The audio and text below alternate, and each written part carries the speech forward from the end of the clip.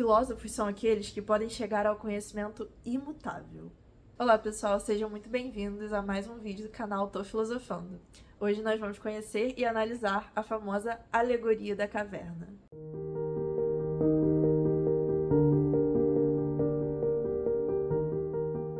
Essa curta narrativa é contada no livro A República de Platão. Para quem quiser saber mais especificamente, está no livro 7 da República. E é muito importante falar que todos os livros do Platão são escritos em forma de diálogos, que normalmente é o Sócrates conversando com algum cidadão ateniense, com algum sofista, com algum político ou com algum guerreiro. E aí ele vai montando esses diálogos. E a Alegoria da Caverna, que é o tema principal do vídeo de hoje, é muito representada por imagens. Nós vamos analisar hoje, então, começando pelos prisioneiros. E quem são esses prisioneiros? Nós, homens comuns, para o Sócrates. Ele vai explicando, que esses prisioneiros estão acorrentados, eles estão acorrentados desde criança, eles nasceram ali presos e vivem a vida inteira ali só olhando para aquela parede onde são reproduzidas sombras. Então, por que o Sócrates considera nós, homens comuns, como prisioneiros? Porque nós somos prisioneiros do hábito. E que hábito seria esse? O hábito de não questionar. Lembra naquela fase bem da infância que as crianças ficam perguntando: ai, mas por que disso? Por que o céu é azul? Por que a árvore cresce tão alta e essa daqui é pequena? Por que tudo? As crianças têm muito esse hábito de perguntar. E a gente vai perdendo esse costume de perguntar as coisas porque a gente vai se achando como se a gente soubesse de alguma coisa já. Que a gente vai crescendo, a gente vai pra escola, a gente aprende as coisas e a gente vai aprendendo, vai sabendo tudo. A gente perde esse hábito infantil e tão bom nosso, de nós seres racionais, que é justamente perguntar o porquê de todas as coisas, ao invés de apenas aceitar e preconceber e ter esses preconceitos que nós já chegamos na fase adulta tendo formado. Como se a gente tivesse recebido aquilo e magicamente aquela é a verdade.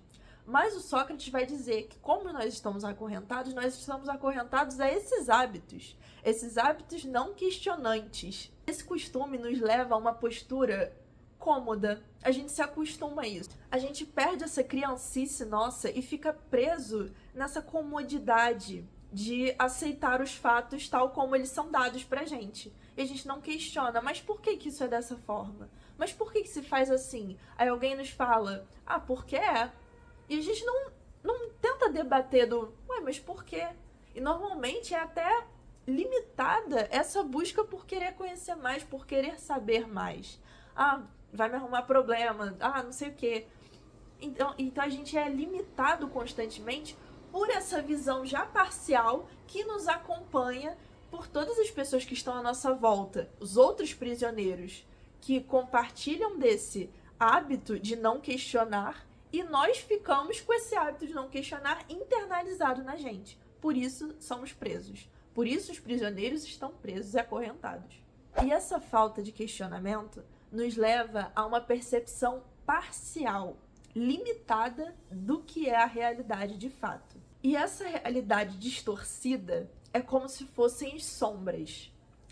Tem um caso pessoal que eu acho muito engraçado toda vez que acontece, que quando eu tô usando uma faixa, quando eu boto fone, a minha sombra, quando eu tô na rua, fica parecendo como se eu fosse esse anão do Hobbit.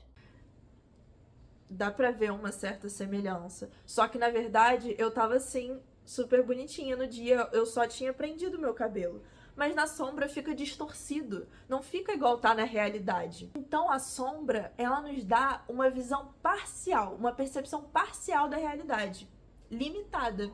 E assim nós damos continuidade à análise da nossa imagem a partir das sombras. As sombras que os prisioneiros estão vendo na caverna. E as sombras, assim como na minha foto, representam uma imagem distorcida da realidade. Ela é semelhante ainda à realidade, mas ela é distorcida. Ela não é a mesma coisa que a realidade pura.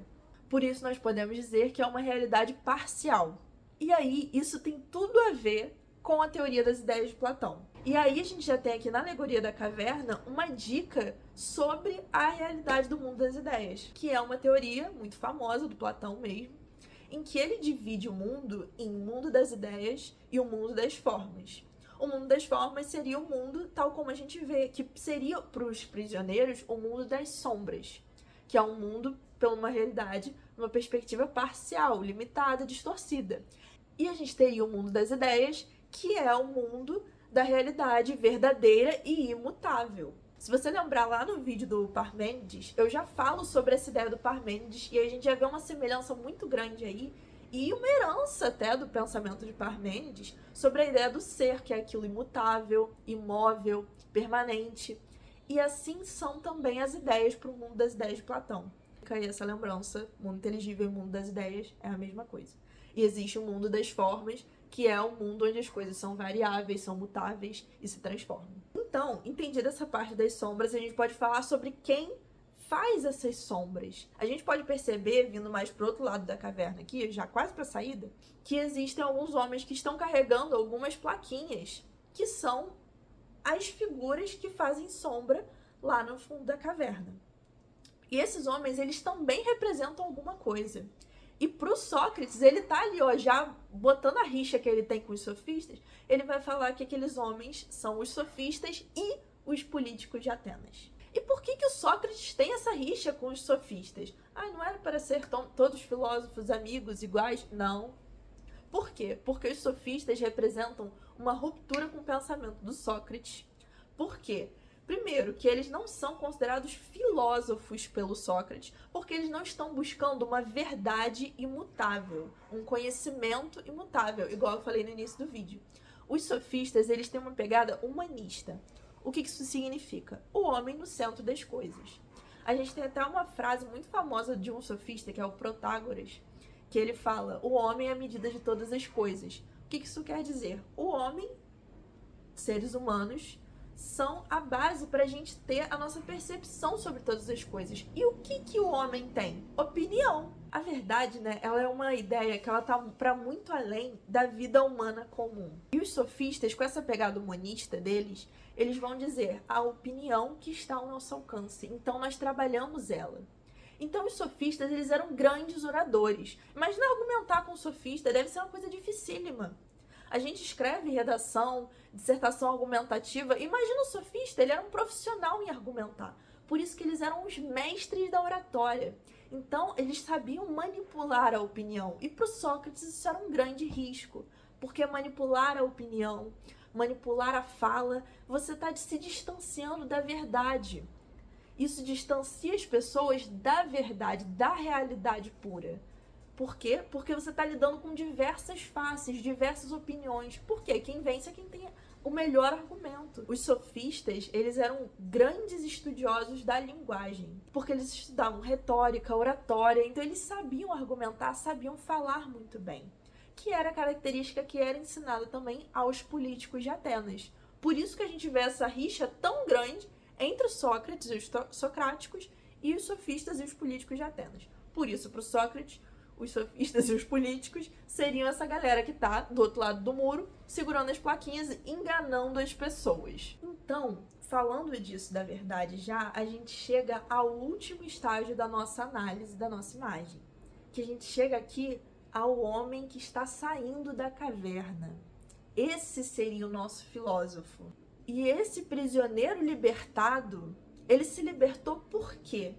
Cabe essa pergunta também, porque ele não só se soltou magicamente, não foi só uma, nossa, eu consegui, achei a chave. Não, o que aconteceu foi, existe no homem um conflito interno. O homem tem dentro de si um conflito interno entre o hábito e o eros, o impulso, a curiosidade. O eros a gente conhece na mitologia como o deus do amor, né? Que é também esse motor criador também. Então, esse impulso de curiosidade que leva o homem a se libertar das correntes e ir em frente e ir para fora da caverna. Ele precisa sair da caverna, aquele conflito mexe tanto com ele que ele se liberta das correntes e precisa correr para fora da caverna. E quando ele corre para fora da caverna, ele se depara com o quê? Com o mundo, a realidade verdadeira, imutável. E ele se depara com o sol e com a luz que cega os olhos dele. E esse sol que cega os olhos dele, que é o conhecimento verdadeiro. E aí a gente volta para a frase que eu iniciei o vídeo, que é: filósofos são aqueles que podem chegar ao conhecimento imutável. O sol é esse conhecimento puro, é a realidade verdadeira. Então ali o homem se depara com a realidade, com a verdade. E claro, quando a gente tá num lugar escuro e a gente se depara com uma luz muito forte, tipo quando a gente tá de manhã, a gente acorda, levanta da cama, aí liga a luz e a gente fica: oh meu Deus. Aquele momento ali é atordoante, e é atordoante para o prisioneiro que sai da caverna e se depara com a realidade, com a luz do sol. Assim como é difícil para ele, Sócrates está querendo demonstrar, e ele descreve isso mesmo, essa dificuldade que é para o homem se acostumar. Porque ele quer mostrar o processo difícil e doloroso que é se deparar com o conhecimento verdadeiro, que é buscar o conhecimento verdadeiro. Terminando, né, essa parte do conto da alegoria, quando o homem ele se liberta da caverna, ele pensa: eu preciso voltar para a caverna para falar com os meus amigos, contar para eles o que eu vi e tentar trazer eles para cá para ver isso comigo. Porque o filósofo, ele quer que todos possam perceber a realidade também daquela forma. E o prisioneiro, já liberto, volta para a caverna. E aí tem uma parte que ela é crucial. E ela é uma grande referência à própria vida do Sócrates, que é quando o prisioneiro volta para a caverna contando para os amigos dele: eu vi isso, eu vi a luz, e eu vi os pássaros cantando, eu ouvi os sons de verdade, eu vi as árvores de verdade, eu vi cavalos de verdade. Vi tudo, eu vi a realidade. Todos acharam que ele era louco. Todos acharam que ele estava doido, pirou. Isso aqui que a gente está vendo que é a realidade. Eles apontam para a parede. E eles acham que o homem que se libertou estava doido, estava louco. E eles matam esse cara que tinha se libertado. Foi esse o vídeo de hoje, pessoal, sobre a alegoria da caverna de Platão. E eu espero que tenha te ajudado a entender um pouco melhor esse assunto, que é maravilhoso da filosofia também, desses primórdios da filosofia. E espero que tenha te ajudado nos seus estudos. E boa semana e bons estudos de filosofia. Tchau, tchau!